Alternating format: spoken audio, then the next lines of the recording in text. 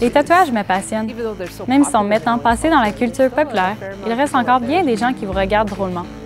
On m'a demandé à plus d'une reprise, pourquoi vouloir s'infliger ça?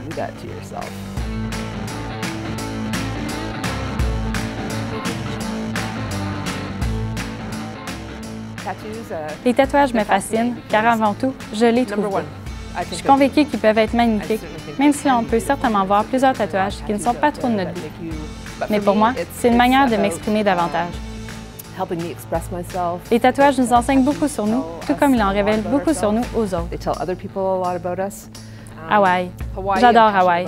J'ai aimé l'endroit dès l'instant où j'y ai mis les pieds. C'est tout simplement mon Luzerne, l'endroit où je suis le plus moi-même. Je voulais donc le refléter sur moi d'une certaine façon. Il n'y a pas que le côté artistique des tatouages qui me passionne.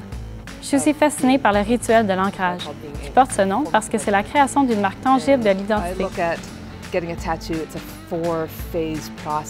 Quand je songe à me faire tatouer, je passe par un processus en 4 étapes et chaque étape est vraiment intéressante et prenante. Bien entendu, l'étape qui rebute sans doute bien des gens est celle de l'ancrage et du tatouage en soi. C'est douloureux. Ça fait partie du rituel. C'est inévitable. Une fois que c'est fait, vous avez une nouvelle identité. Et le tatouage fait partie de vous pour le reste de votre vie et vous devez l'assumer. À l'époque où j'envisageais de me faire tatouer pour la première fois et de passer par tout ce processus, je servais déjà dans les Forces armées canadiennes. Mon mari, mon partenaire, était un officier supérieur et m'a dit « Ne fais pas ça, tu es un officier et les officiers ne portent pas de tatouage. » Et je lui ai répondu « Oui, regarde autour de toi. C'est devenu si commun, vous savez. Et pas seulement chez les militaires, mais aussi chez les vedettes et les politiciens. Donc, c'est devenu plus commun, et c'est certainement mieux vu. Lorsque je suis entrée dans le salon de tatouage, j'ai tracé une ligne sur mon bras, à l'endroit où s'arrête ma manche, et j'ai dit au tatoueur, si vous pouviez ne pas dépasser cette ligne, ce serait formidable. Vous vous trouvez dans une genre de période transitoire.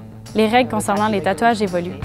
C'est une grosse partie de votre identité. Ça affecte la perception que les gens ont de vous et l'image que vous projetez. L'une des choses que j'ai découvertes, c'est qu'il est très facile d'affirmer « je prends cette décision pour moi ». C'est la personnalité que je veux montrer, c'est l'identité que je veux avoir. Mais cette décision se répercute aussi sur vos proches.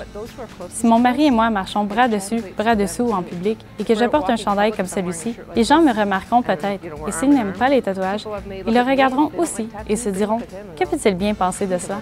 Il doit sûrement en prouver au fond. » Cette identité se reflète en quelque sorte sur lui, même s'il n'est pas tatoué. Comme je suis dans les Forces armées canadiennes, et surtout maintenant que j'ai le grade d'officier supérieur, c'est un peu à moi qu'il incombe de montrer comment respecter cette norme liée à la tenue. Cela dit, les tatouages sont permis dans les règlements sur la tenue.